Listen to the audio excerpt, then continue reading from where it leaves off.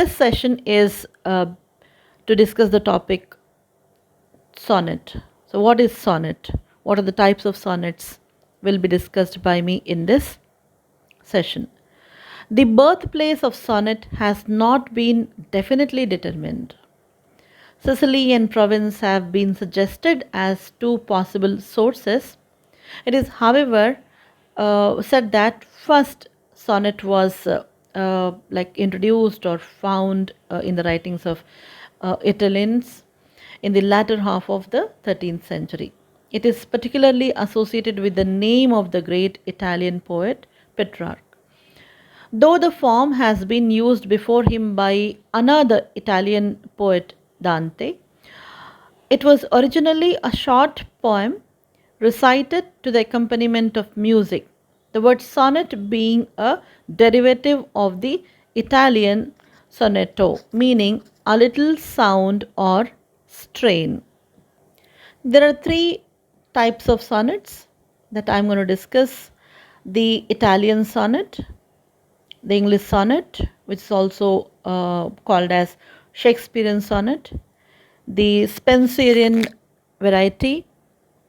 Now, coming to Italian sonnet. Since its brilliant use by Petrarch, the Italian sonnet is often known as the Petrarchan, but it's sometimes called as the classical sonnet as well. It became a model with other countries, that they followed later as well. It's a short poem. So, sonnet is a short poem of 14 lines expressing one single thought or feeling. It is composed of two parts: the octave, a stanza of 8 lines, and the sestet, a stanza of 6 lines. The octave has two rhymes, let us say A and B, arranged according to the manner ABBA, ABBA. The sestet sometimes has 3 rhymes and sometimes 2, different from those employed in the octave, and arranged in various ways as CDE, CDE, or CDC, DCD, or CDE, DCE. Well, this you will understand better having a look at the picture that's there on your screen. The octave may be divided into 2 stanzas of 4 lines each, called quatrains, and the sestet into 2 of 3 lines each, called tercets. At the end of the octave, that is after the 8th line, there is a well marked pause, a kind of shift in thought, turning point, change in the line of thought is there. This break is not invariably found in the Italian sonnet or in Milton's works, who revived the Italian form. For example, in Milton's On His Blindness, which is a very popular sonnet, there is no division between the octave and the sestet.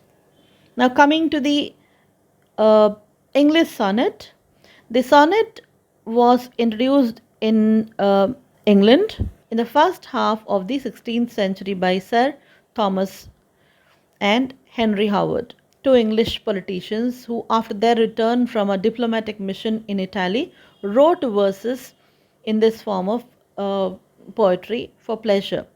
In their hands, however, the form underwent a change, and in particular, a rhyme scheme widely different from the Italian model. So, the rhyme scheme was like this: A B A B, C D C D, E F E F G G.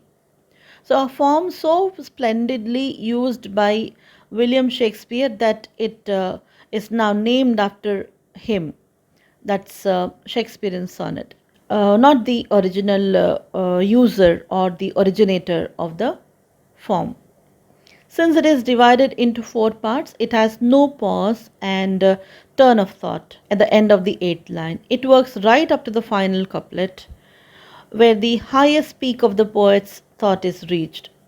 The general themes in Shakespearean sonnets are love, disloyalty of beloved, immortality of art, admiration of beloved, art versus time and power of time, etc. Now let's look at the third type of sonnet, that is the Spenserian variety. The quatrains in the Shakespearean sonnet are all unconnected. They have each their own rhymes and cannot therefore be said to be related structurally, though they are united by their subject matter. Earlier, however, Spenser had evolved a new variety in which each of the quatrains were linked to the other by an intermixture of the rhymes in the manner AB AB, BC BC, CD CD, EE.